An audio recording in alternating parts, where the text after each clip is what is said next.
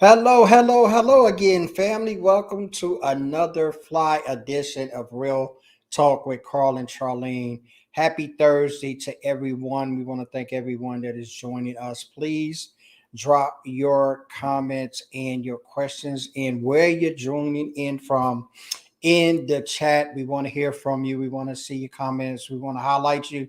Want to showcase your questions. But also, as I always say, we got a dynamic, amazing guest with us today. And when I thought about the title of this she was the epitome of what this title is, from pink slip to pivot, changing careers successfully. And a lot of times we get into these spaces and we get stuck, but we have a guest on today that has changed a lot in her life and is putting and leading and being an example of what you can do when you get to a stuck point. And of course, like always, I got to bring my fresh co-host to the stage, none other than the amazing Charlene Brown. What's up, Charlene? Hey, Hey. hello. Yes, guys, we was going to get that. Hi. Hey, that's her signature. We're going to have to trademark that. Hey, yes, but I am glad to be talking to our guest today. She is amazing, amazing mom, amazing entrepreneur. You have seen her on LinkedIn. If you have not seen her on LinkedIn, you guys got to connect with her today. Absolutely.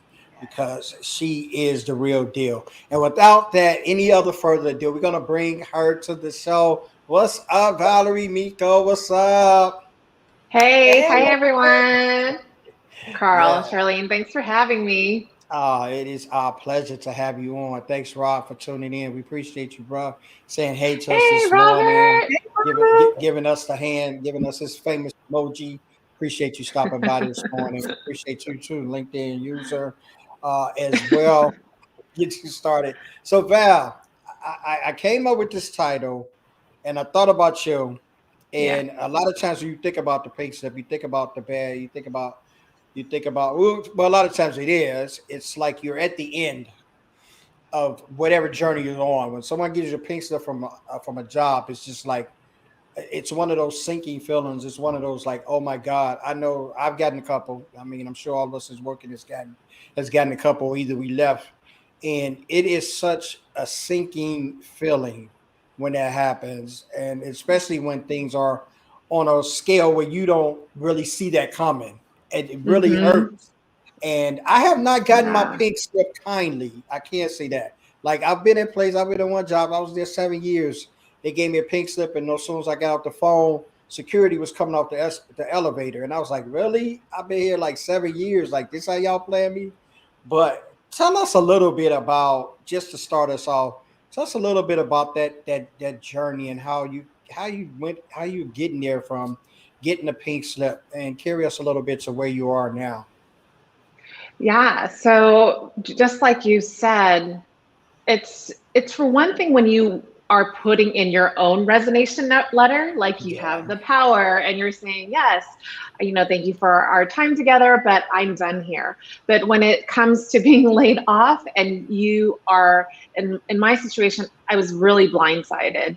I was working alongside with the leadership team on projects that same day, and I get the can we meet on Zoom randomly from my hiring, my boss and also HR. So that's never a good sign. It happened at the very beginning of sheltering in place in the pandemic. So that also, on top of being shocked of being laid off, I'm also dealing with the fact that my healthcare is gone with my family. I don't know what's going to happen because there's so much uncertainty at the beginning of the pandemic. So there was just it was just so much feeling, so much guilt, so much shame, a lot of shame, because I was just like one of five people out of the company. So that also feels like you can't take it personal, but it's like, how can you not? But I definitely have moved past that. It took me some time. I had to jump back on LinkedIn because I was looking for a job. Um, and then I just was, like everyone on LinkedIn, just looking and just reading everyone's story. And I just started to share my job search story and journey of being laid off and then trying to find a job. But it was really difficult, especially in the manufacturing. I come from the apparel manufacturing side, and no one was hiring. Everything was like at a complete halt and stop. And if there were any jobs available, it was definitely all had to deal with e-commerce, digital marketing, anything in that realm. And I didn't have any of that on my resume. Everything that I had was all like factories or stores, brick and mortar. So out of my 20-year career, which was amazing, yet I didn't have any digital experience. So I had to like quickly catch up to what the demands were of what the jobs were out there. So during that time, I entered Google University, meaning I just like Googled everything, right? Like if you don't know the answer, go on Google, go on YouTube. And I started to learn about launching a blog and digital marketing, because I just wanted to show my future employer that I can stay digitally relevant. Yeah. It's a lot, and you touched on so many great things. It's a lot of times that we look at that, and it's so, I don't know. I know we was talking before the show, and I was just talking about the pink slip aspect, and nothing ever. So you suspect there's nothing good at that. I didn't ever get the call from. I was sharing with you guys before. I had a pink slip, and I got off with HR, and they gave me a phone pink slip. So it was kind of like, we're closing this department. They did give me an option to go to Boston, and I Mm-hmm. was like, "No, I'm not moving." And I guess that kind of went sideways. And they was like, "Okay, then this was on a Friday too. HR just got a knack of doing that, right? It was on a Friday, and this was like 11 something in the daytime. So like the day Yeah. hadn't really even completed, right? And I said, "Nah," I said, "I don't think I'll be able to take that because I'm not gonna move." You know what I'm saying? I look for something here. I check other departments. I'm having a casual conversation with HR as Yeah. if there's something that we can move toward, right? Well, So you were there she's for like, 7 years.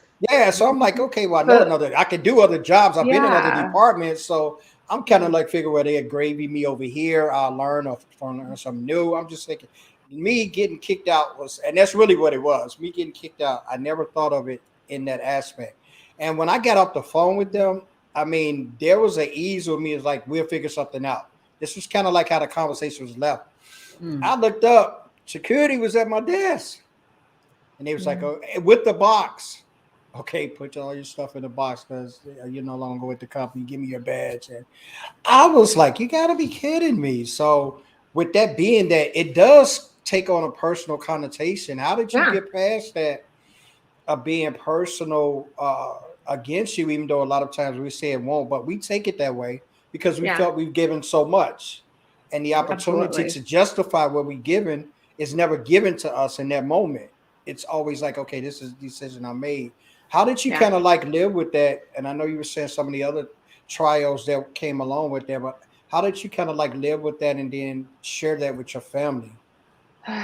Um, well, to share with the family was a little bit difficult, but they were so positive about it because they just had so much more faith than I did at that moment. So they helped carry me through. And then there was that time where we were all kind of sheltering in place. So I guess in a way, the pandemic was also a good thing for me because everyone was slowing down at the same time. So I took advantage of spending time with my family. I worked in corporate for 18 years, so I never actually had that pause in hanging out with my family every single day with no agenda, right? Like you can't go anywhere. You have to like sit around the dinner table and talk. So and I didn't have to like rush to a meeting on Zoom. So I think in a way it kind of was helpful that I was laid off during that time, even though there was so much uncertainty. But the silver lining is that I got to spend time with my family, and really re-examine like what do I want to do. I kind of felt like I had this clean slate. I knew that the jobs that I would be qualified for because on my resume they weren't really out there. So what else is there? So took it upon myself to, like I shared earlier, like okay, let's go on Google University and just go look for something. At first, I thought I was going to go into project management because I thought it was just like a very logical way for me to go from retail buying to project management. It just seemed more seamless. But honestly, I wasn't. If you're going to do a career change, you really should. You really need to find something that you're really passionate about, because a career change is so disruptive. You're starting all over again. You're a student, learning again. So in those times of like, oh gosh, I got to pull through and dig deep, it's not going to work when it's just something very surface, like oh, I do well at that. I'm a good organizer. Like that's not going to be enough to push you all the way through for a successful career pivot. Yeah, that's awesome. Yeah. What you got, Charlene? Well, I was definitely going to say, when it comes to companies shifting you because they feel they know what's best, I mean, Yeah. it's their company, of course. It's Yeah. always a jarring moment to get pulled out of what you're always doing. So it's a good and a bad. But Yeah. I guess my question would be for you, because now you can say you have successfully taken those lemons that you're now published in Forbes. You're hitting your stride. You're doing your thing. So how can we, who are in a corporate, who are or just trying to transition even within our own businesses, how can we really keep ourselves ready for anything that's unexpected? Meaning, for me, I've been in my company for over 21 years, but I started to really get into making sure that I was taking trainings. If they had a project, I was always part of projects, special projects, things like that, to keep my mind active and to learn different aspects of what's going on in the company. So how can others really take that step? Because you went to Google University. What can others do to really step themselves up and keep themselves flexible and ready for anything, especially since we now have officially been through our pandemic together? How can we stay flexible? Well, it's such a good question. I would say there's two things that it would do, especially if someone who's been in a career like you and I, Carly, we've been in your own career, whether you change jobs or companies, or have your own company. I would always advise people, check in with yourself first. Be honest with yourself. Can I still do this for another 2 more years, 5 more years? Does it get you excited and like get those butterflies in your stomach? Because I think we can, safety is dangerous too. That comfort zone, right? Like we'll just be complacent. It's safe. It puts food on the table, but are you living your best? Are you living your fullest? Are you living with excitement again? And I think as adults, we tend to deny ourselves of that because we're responsible. We have, we already lived our dreams, right? We already did the student thing. But if you check in with yourself once in a while and be completely honest with you, just say, if there weren't any repercussions, what would I do today? And if it is still what you're doing, you are right on track. And then still go for what you're doing, Charlene, which is like find those new projects and like what new technology is out there to keep yourself on the edge. Because I think being on the edge of something will always keep you. So that should be your excitement. You should be on the edge every single day. Yeah. So check in with yourself. I love That's that. definitely a good point. You do have to do that reevaluation. I always talk about it, and I think it's synonymous with what we're going through, the pivot, not only even in the pivot that you've made, but the pause and the reset that we've gotten with the pandemic. And Yeah. that should have been advantageous to all people. Mm-hmm. And I mean that in a reference of your life, your perspective, what you're doing, the reprioritization, the evaluation, the taking inventory. Like I had a list before, like when the pandemic first kicked in, and I was kind of like said or not said, I was told that there's no more free will of running around and doing all these things, right? So that's pretty much what you told. The job say, okay, work from home. The school say, all right, the kids coming home. The store Yeah. said you can't come in, we're closing. Restaurants is like drive through only. So when I got to that point, I got a notebook and I just started writing a list. I was like, what things that I didn't like before this started that I'm going to make sure I'm not going to do after this is over. And of course, I Yeah. didn't know the length of this. I didn't know how long it would be. We're still Yeah. in it. We're back now to mask mandates and in New Jersey as well. And I'm like, okay, I don't know, but there's some things that I want to change because I'm not living in a happy zone. I posted a few months back of my picture. I was sitting outside one of my boardrooms, and a gentleman was there with me, and he snapped a picture of me. I didn't even, you know how people do I funny little remember that pictures. post. Yeah, Yeah. and I sat there and I look like death, like my dad used to say, death on the corner eating a lifesaver. And I looked real bad right Really there. specific. Yeah, he was like real. My dad asked some crazy stuff. That's that that's that southern That's character. another conversation. Okay. Yeah, that's that southern character right there. He used to come out the Yeah. woodwork with some sayings. But I Yeah. looked at that picture, and then a year later, I looked at the picture that I took, and I was like, wow, what it did.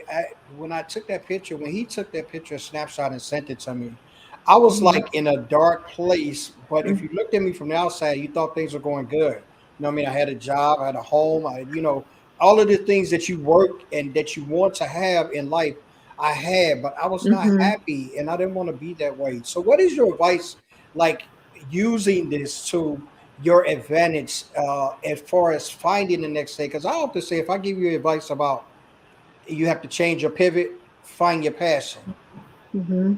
and you'll be okay. What was some of the advice maybe you were given or that you took to heart that kind of transitioned you to where you are now? Gosh, well, but that, by the way, that was such like a defining moment for you. I wish that everyone had someone taking a picture of them when they're caught off guard to make sure that they're, are, because when you're caught off guard, it depends on like how is it showing up Yeah, and without any like mask or like any like not mask like what we have to wear outside now, but just right. like you're not smiling. Is are you still like you can still see the life come out of you? I And look that's the horrible. one thing that yeah, I didn't say that you looked horrible, but No, that was I'm like a saying defining it. moment for you, right? It Like was. Yeah, it if you was. didn't see that picture, you wouldn't have that question to yourself like, why am I so unhappy? So, oh, there's the cat. Shadow, what's up, homie? What's up? I was trying to get him off the lap. It's like the third co-host. You should have like a little fun room. Anyway, sorry, that's such a It's distraction. okay. Um, Yo, this is what um, it is. yeah, this is This is live. pandemic age. This is it. I want Shadow next time. Get a snapshot in that Shadow. Show your face. Yeah. Don't So encourage I it. just feel like I think the best thing that happened to me also after I had some like a lot of time thinking about what I want to do next was it was the at the end of the year people are like, okay, what's going to be your word for the next year? You know how that it's kind of Right. like that thing that people have. So for entering into 2020 into 2021, my words were experiment and execute, because at that point I had already come to terms with what had happened to me. Now what do I want to do? So I didn't want that year of having all of like the time to reset go in vain and just go back to being a buyer, to being Mhm. back to settling, and to think that I had job security when you really don't. You never really are, guaranteed any of that, right? So Exactly. I just kind of took those two words, experiment and execute, and made that whenever I felt like, am I living in my truths of these two words? And if I am, then I'm going for it. If I'm not, then I got to check in with myself. Mhm. Yeah. That Those is check-ins awesome. are great. Yeah, go Because I ahead, Charlene. wanted I'm to, sorry. no, no problem. I also wanted to ask, like, Yeah. being that you've gone through this and you've been so amazing at it, what questions have people really been coming at you with? Especially, like, what's the number one question that people have asked you that really helped them with so they can fight through this and, come out on the successful side? A lot of people ask me, especially on LinkedIn, how do you do a pivot when you're still in your job? And that kind of goes back to your first question, Charlene. Like, what do you do if like you're in what you're doing, but you want to like maybe have that transition, or what should I do on the side? And that's exactly what I share with them. My learning was I didn't have a side hustle. I didn't have any passion projects or side projects. I was just very complacent of being, well, like a buyer, and I was fine with it. Was I happy about it? It was fine. It gave me a paycheck, but I was living in the state of mind of comfort. So I didn't have anything on the side. So my learning is that I should have had something on the side, because I probably would have gotten to my fall wouldn't have been so hard, because I would have fell on something. So that would be the one thing that people always ask, like, how do I make it the transition while I'm in the job? Well, do something on the side. You don't have to put it on LinkedIn yet. Go on Instagram. Like, I think the one thing that you can do for yourself is build that personal brand, get people to know you and what you're excited about, whether it's a hobby, whether it's a passion project, whether it's philanthropy, like whatever moves you and gets you excited, share it with the world. And when you're ready to make a full transition and make it a profession or monetize it, you'll be in a much better position than starting from zero and then not having a job, because life is not guaranteed that you're going to always have a corporate job. Yeah, because we used to have parents who came from the mindset of, you need to get a good job. Once you get in, you're good. Be loyal, because that was another falsity that a lot of companies were kind of thriving from, is employees playing off of staying loyal to them, but then they cut you without you even having a warning. So what else can, especially with Rob's question, what's the most important part of the pivot process? How can you really make yourself, I guess I want to say, hire ready, without you alerting people around you thinking, oh shoot, are they leaving or whatever, but you are actually making yourself valuable in the company or someone else's company? I would say one of the key ingredients is having those informational interviews. And now you don't have to broadcast that, right? But you have to do some investigating, you have to do some research, especially if you have access to LinkedIn. Find out who your target industry or field is, and then go into those places and find out who are the influencers, who are the people who are in it, who is making a lot of noise. Really get to know them, comment on or reach out to them and DM them and say, hey, I really liked your post. It doesn't have to be public ever, right? You can always do direct messaging. That's the beauty of technology, is that you have access to these people who are putting themselves out there, right? And you should reach out to them through a direct message. And they could respond back. And we post all the time. And when people, reach out to us, we're happy to talk to them, right? So don't think that the person that you're seeing online won't get back to you. Maybe they won't, but maybe they will. Have those informational interviews. That's going to be definitely a magical tool to make you understand, do I like what they're doing? Can I ask them, how long did it take you? That's what you need in a career pivot, is you need all that information so you can make the right step going forward. And I know a lot of people, I know I was nervous to just reach out and DM people, because one part of it too is I was getting DMs that technically you could tell people weren't even reading my bio. They didn't even go to my profile. Half the stuff they were asking me, it was like either straight sale, something that was ingenuine. So how can you really, what's your one tip for people who want to reach out but feel connected, even especially if they're just starting to get to know someone, they haven't really connected with them yet? How can they really build that rapport with someone? I think Robert's so cool. I love Robert. Who doesn't love Robert? Everyone should follow him. I number one, how you were I know you didn't read my bio. I know you didn't read my post. What are you doing? Right? Obviously you have to come from a place of truth and honesty. If you really enjoyed that post, my number one thing that I love to do is leave a voice text through LinkedIn. It's one of my favorite features. Leaving that voice text is just so personal. And if you mention, hey, I read your post today, this is why it resonated with me. That's it. That's all I want. If I I get those messages, you know for sure I'm going to reply back. I've gotten some really cool messages. This one time, this lady, she sang to me. You know that song by Amy Winehouse, like Valerie is the name of the Yeah. song. She sang to me. Of course, I was gonna like. I don't know if you've gotten any of those crazy messages where it's like touches your heart, and that's what it is. You just make that connection, right? Yeah, and there's Good. something about Yes, those. definitely. It's a great thing about those. I'm starting to get more with those. Actually, I got one this morning. Guy in my network had heard about the storms we were having and the tornadoes and stuff that had touched down. And there was about eight something this morning. I just happened to get the alert, and I was like, "Oh, who was this?" Like chiming in with a personal message this time of morning. And I opened it up, and it was him. And he was like, "Man," he's like, "I heard on the news that the weather was bad." Now he's out of California. He's calling me in New Jersey. He's like, "Heard it was bad. I heard it was storms in your area. Just checking to make sure you and the family was okay." And he left me a personal Yeah. message with that. He said he talked it right, and I'm like, Yeah. wow, just the impact that you make on people and how they impact you is special. And I made sure that I sent them a message back, and I sent them See?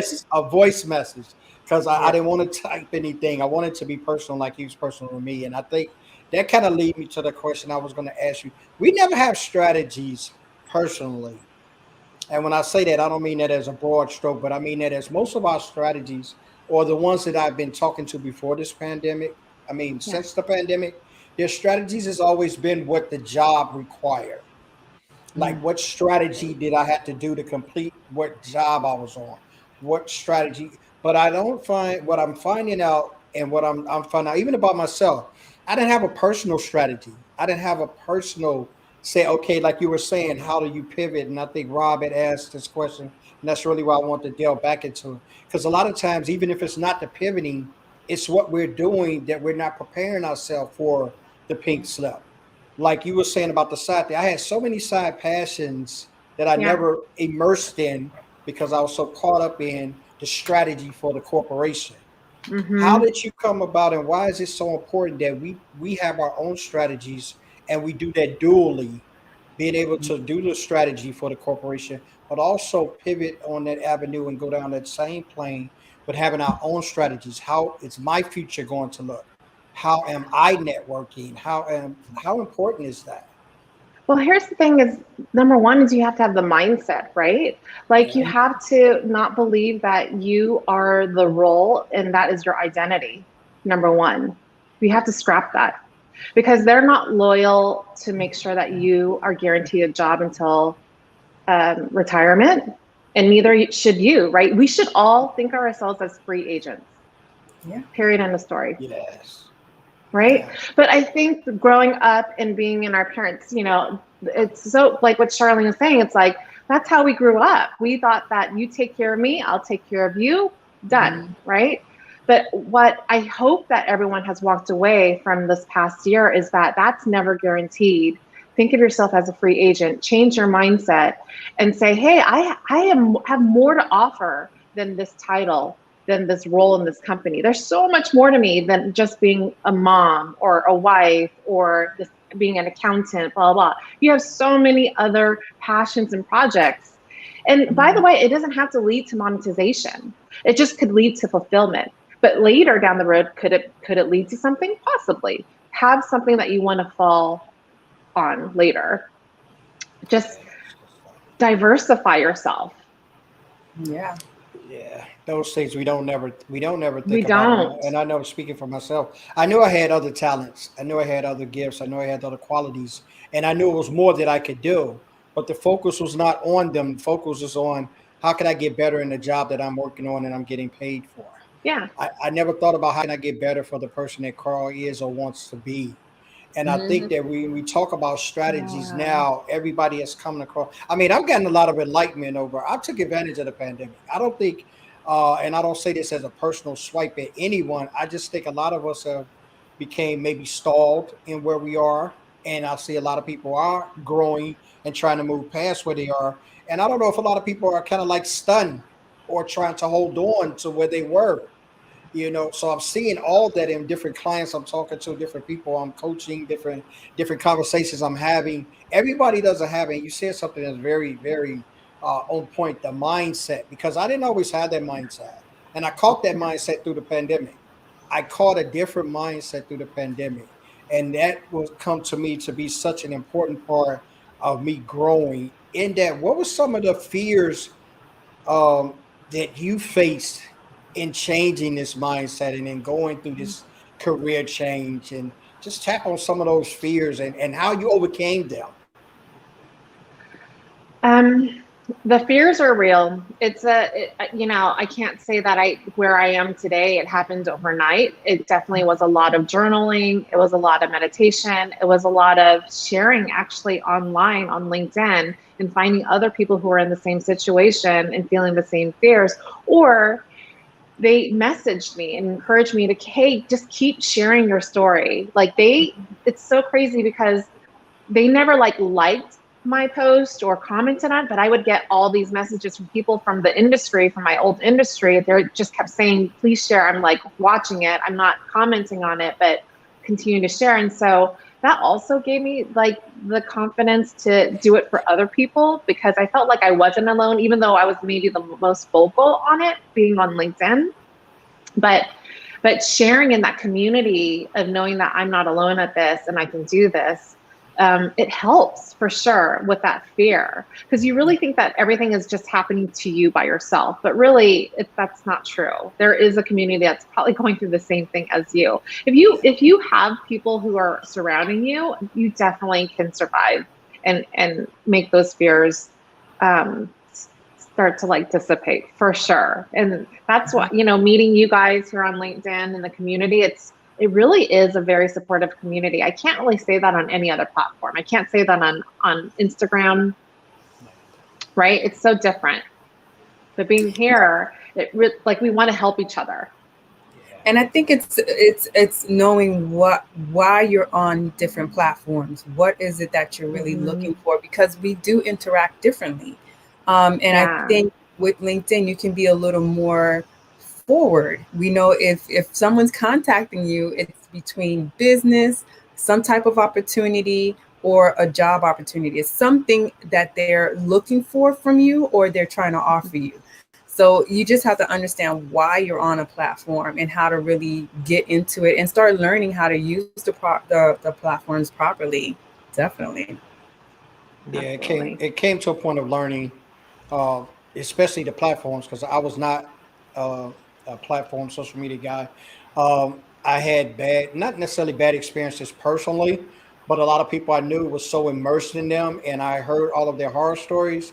And my main thing used to be like, why bother? Why bother? I had a guy in the office, and if he didn't put his meal on his Instagram, and whether it was lunch, dinner, if he didn't take a post, he was upset. And I'm like, dude, why? You just eating a salad. You're sitting outside. I could not get that. And I guess I don't know, older generation thinking or whatever the mindset may be, but I just never got that. And I had to really change my mindset with that now, but I'm intentional. So my mindset is not of that mindset to be on there. My mindset is, what does this provide me? And when I was on LinkedIn, I've been on LinkedIn since 2008, right?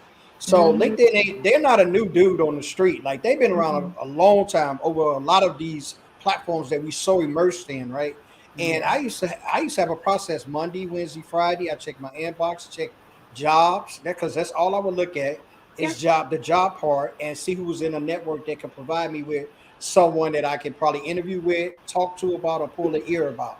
And on Wednesday, I would do the same, and on Friday, I would do the same. After that, I was done with LinkedIn. But the pandemic pushed us to a point of, okay, you got to network and be with somebody. You can go to the office. How beneficial was this? And with this platform, how beneficial was it to have these resources for you in the pivoting change? Oh my gosh, it's huge.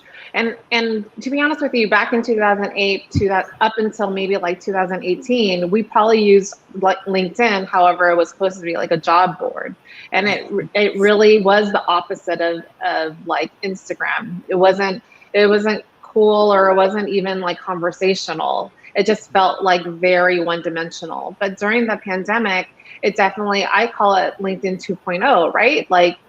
You can't separate your work from home. Your home is right behind you. So there is no way that you can cover up or be super professional if you have your home and your background. So LinkedIn definitely has become more humanized, right? And now they're going into the content creator game.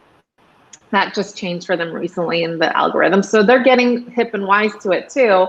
But also, I think just like the tone and conversation has changed. So many people had lost their jobs and sharing it. That's a lot of vulnerability. That is a lot. And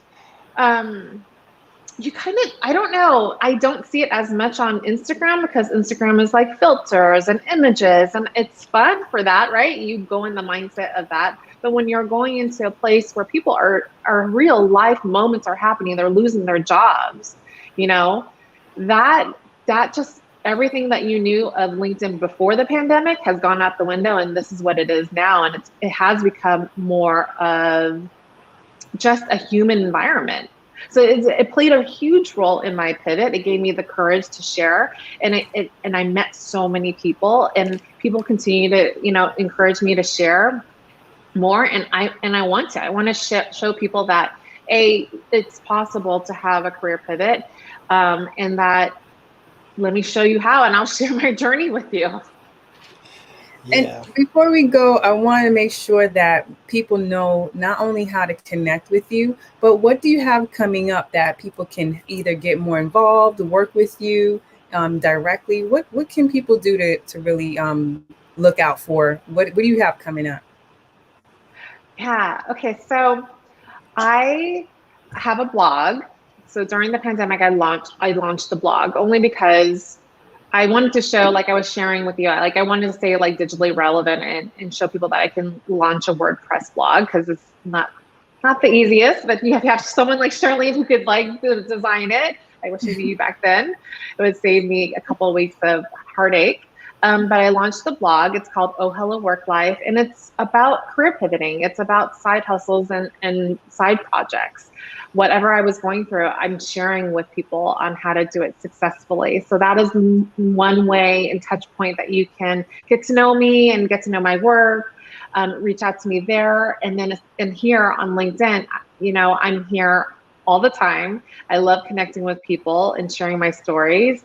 And I would say those are the two places that you can find me and get to know me and my work as a writer.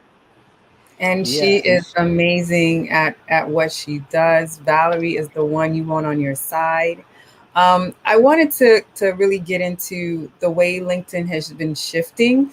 LinkedIn has actually been stepping up their game, but LinkedIn is one of those low-key people or platforms. They like to throw things out there. They don't really like to make a big whoop-de-doo. They're not like Apple. Here's a press conference. Let's have a conversation.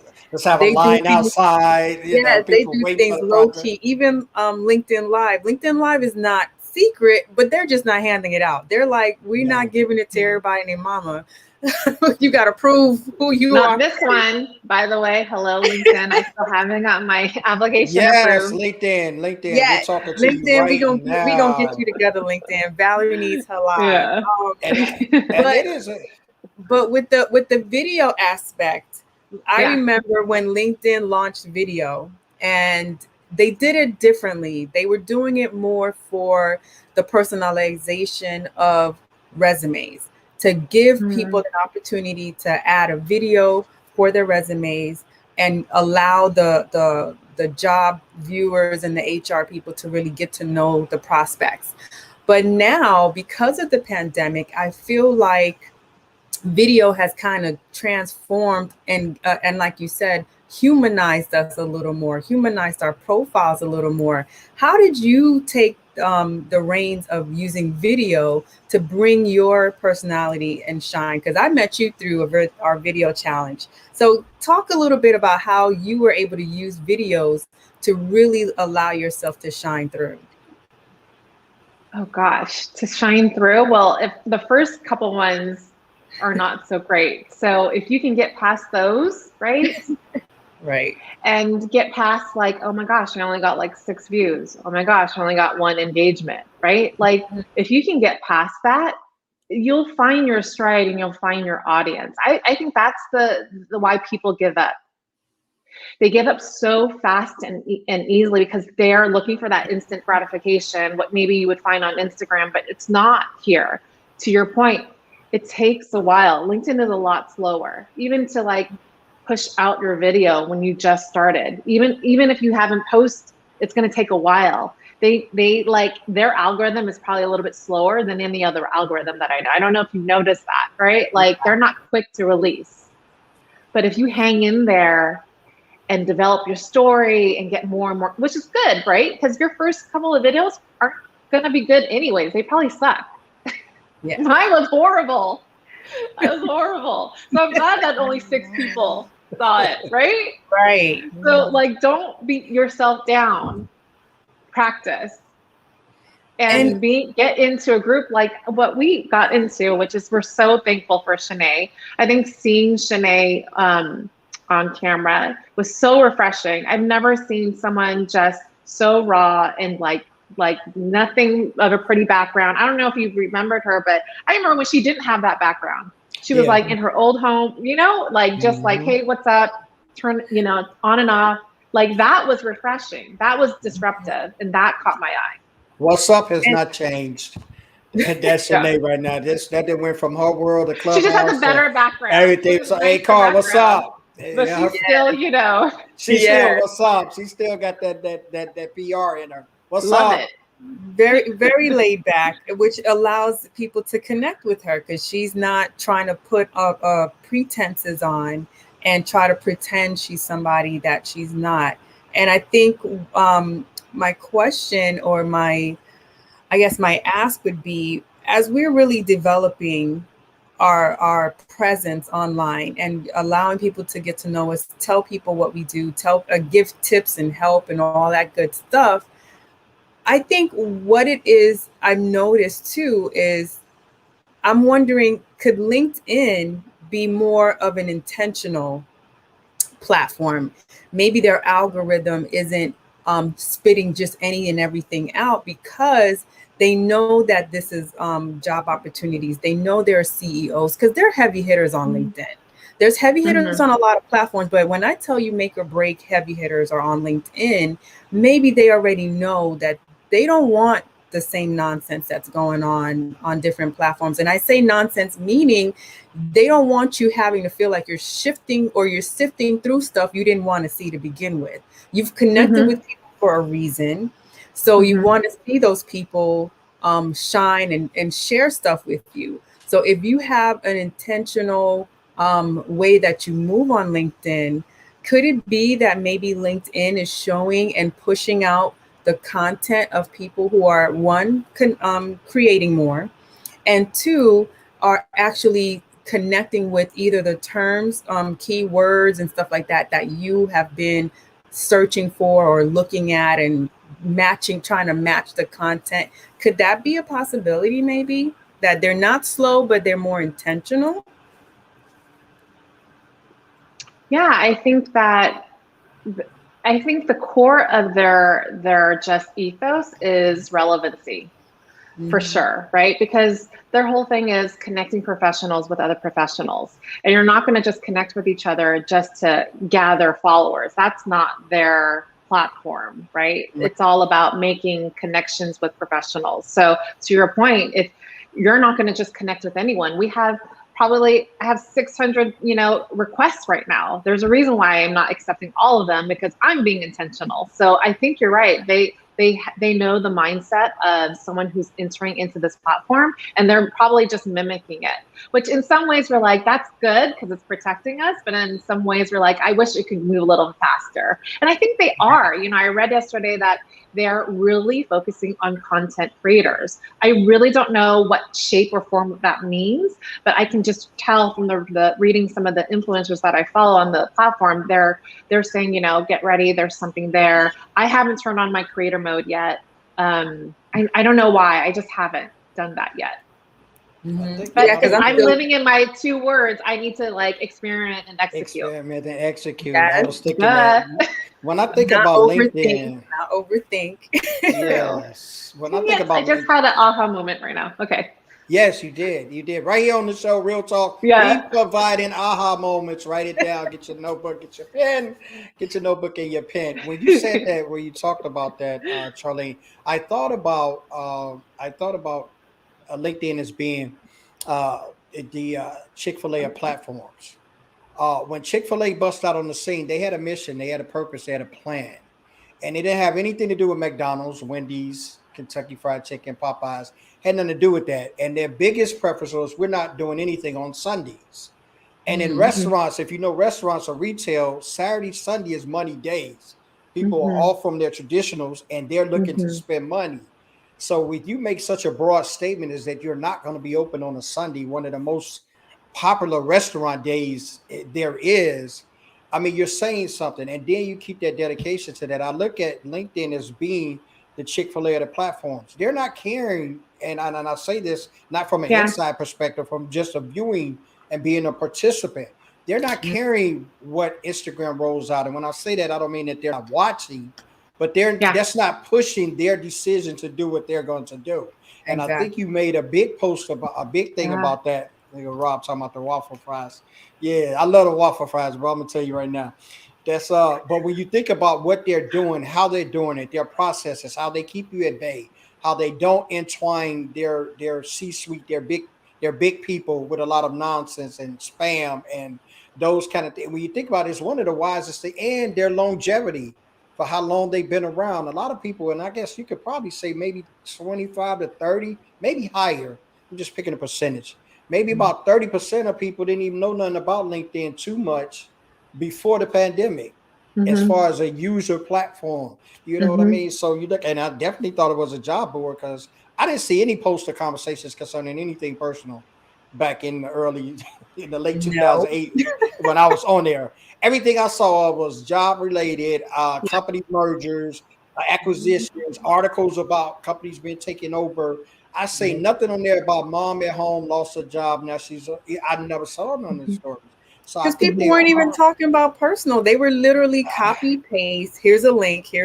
That was it. yes, They were very A little dry. salesy. Yeah, Yeah.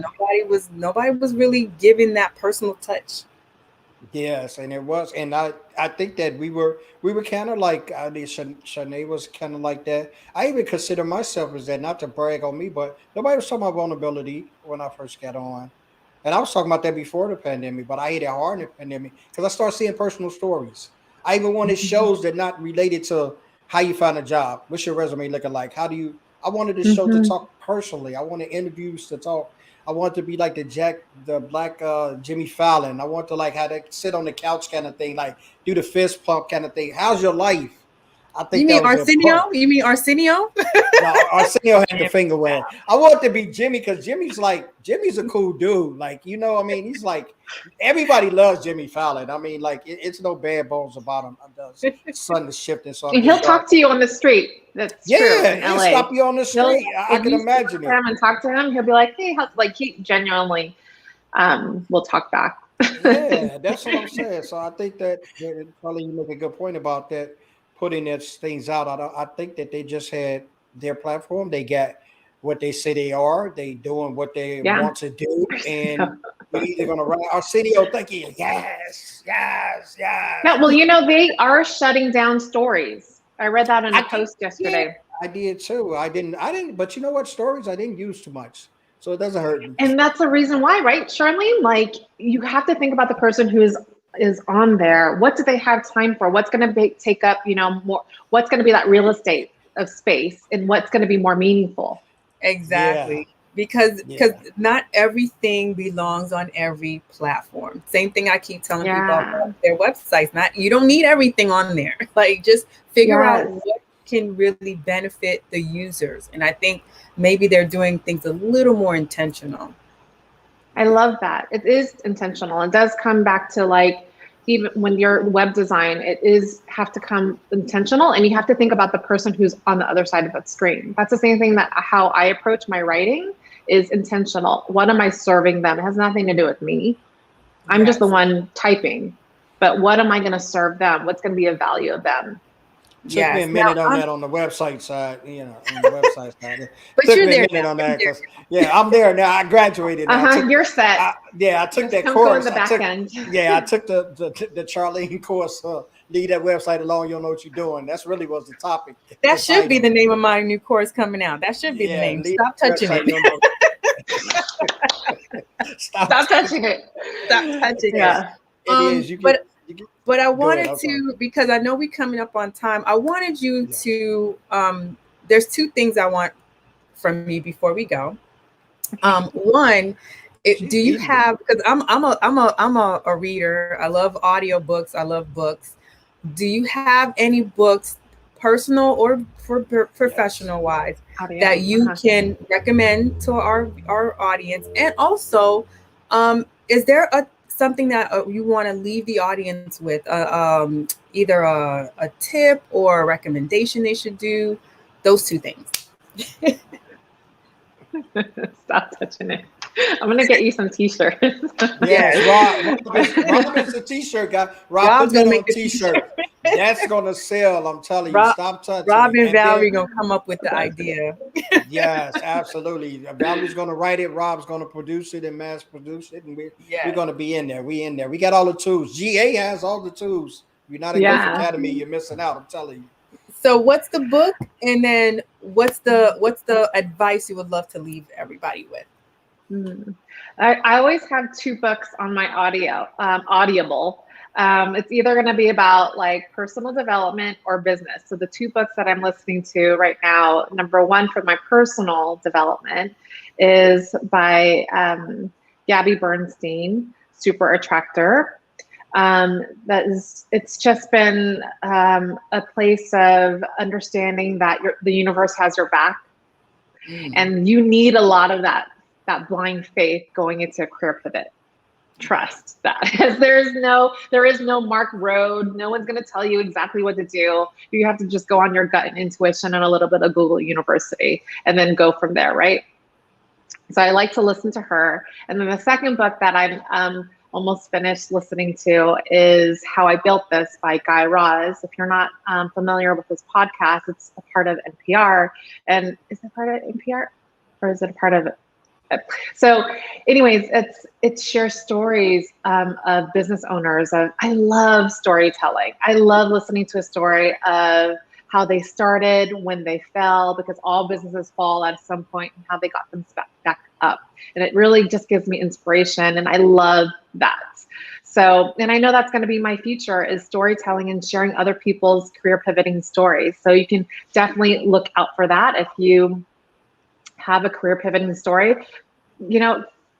follow my feed and share your story with me, because I love hearing that. I think we should share more vulnerability stories like that online, especially here, because then you're just changing the conversation and tone, that being laid off, doing a career pivot, there is no shame and guilt behind it. So that's what I would leave with everyone, is that it's okay to share, whether it's in a personal message, like how we started the conversation through a direct message, or putting a comment on someone's feed and saying that resonated with me because of this. Because the best thing you can do for yourself is to get out from the shadows and put yourself out there. Start building your personal brand, getting people to know you, what your story is, because your story is valuable. And I encourage everyone to go for it. Thank you so much, awesome. because Valerie, you are amazing. You are doing so much that is very inspirational. And I just appreciate you for being vulnerable with us, being vulnerable with LinkedIn, and joining the video challenge. So we met. Yes. So thank you so much. Thank you for having me. It's our pleasure. And sharing that inspiration. We inspire people by so many things that we do. And a lot of times it's not told to us. So we don't continue. And I thank you that you came from where you have to share what you went through, so people can be inspired. Because I don't think people really get how important it is, the things that we go through, that we have to share and divulge. And when I say that, I don't mean telling, you was out on the street, sleeping in the car, those kind of things, if that's something that you don't want to share. But there's power in seeing you've overcome and I'm in the same spot, or I'm in some kind of spot and I'm lost hope. I regain hope once you've told me you've overcome. And I think we really do a disservice to each other when we're not empowering each other with the stories of us overcoming. Mm. And that's what's important to me. It's not so much as I went Mhm. through, it's not so much as what went Mhm. on. My story, if it empowers you to come out of what you're out of, then Mhm. I've done my purpose on Yep. this earth. And Yeah. that's why I'm passionate about getting out and doing the things that I do. It's not for a namesake, though. I like the legacy there and want the legacy to be there. But it's like, yo, that post I made, and I'm going to post it later today because I'm inspired by it. I just want someone to look at me and say, because of you, I didn't give up. Right. That's where I live. That's why I live. Valerie, you are awesome sauce. We got so much good stuff today. Yeah. And I met a voiceover person yesterday. I talked to a person that was in my network and we did a Zoom. And I did not know voiceover was their thing. They do that as a side job. So I mean, you have a perfect voice for voiceover, telling stories, reading audibles like that. That because they told me that, I was like, yo, that's kind of like a career. He's like, yeah, I get paid such and such a gig for those, Oh and I yeah. just read books or whatever. I was like, oh, what are you doing on LinkedIn? She's like, this is my real job. She's like, I do that as a side job. I was saying that would be my real job, and I do her See, professional. she's doing it right. Yeah, but Just have those she's side hustles, do right. those She's side doing her side projects. hustles, Yeah. and she was doing that. And I thought about your voice and how you do your stories and how you articulate. I was like, yo, you'd be right on point for a voiceover artist. Yeah, I'm gonna get Hollywood. I got some producers in my network. All of those out there, real talk. My Oprah fans following us. Let's get Val on Hollywood. She's already out of California. You don't have to do a ticket that far. She's right Yes. Right. there. I could just Uber to your office. She can Uber to your office right. And like Rob Literally. said, let's get this petition going to get Valerie her live. Yes, Oh where that's my at. Yeah, we gosh. get it. Rob, you right on point, man. I didn't know Valerie did not have a live. I see Valerie all the time, so I just took it for granted that she had a live. I But have a live show with June that you do with Calaruso June, and right? Okay. Jessica Williams. Yeah, we're gonna start season 2 again. Okay, I well, you don't got to have get one your by own. myself. Yeah, you got to get your own with Yeah. your own name. I will be LinkedIn. You know, legal is my thing. I will be sending you a draft petition. I'll try to send some signatures out. You know me. I'm still bootleg. I haven't graduated from. I haven't took the bar yet. So I'm gonna see you out a draft, and I'm gonna make sure that we petition for Valerie to get a Yeah. LinkedIn live because she deserves it. She deserves it. So sweet. Thank you Take for us. having me. Oh, my light fell down. That's my lighting. Take me out, Charlene. So as we all falling apart little by little with technology, thank you all for being here on Real Talk Live with Carl and Charlene. If you want to be a part of this, you want to be featured like we featured Valerie, please let us know. Hit feature in the link in the comments. We're gonna drop the link as well in the comments so you can just apply. Get on the booking calendar so we can make sure that you are part of this. We are booking into November 2021. We are super excited. So we've got some shows coming up.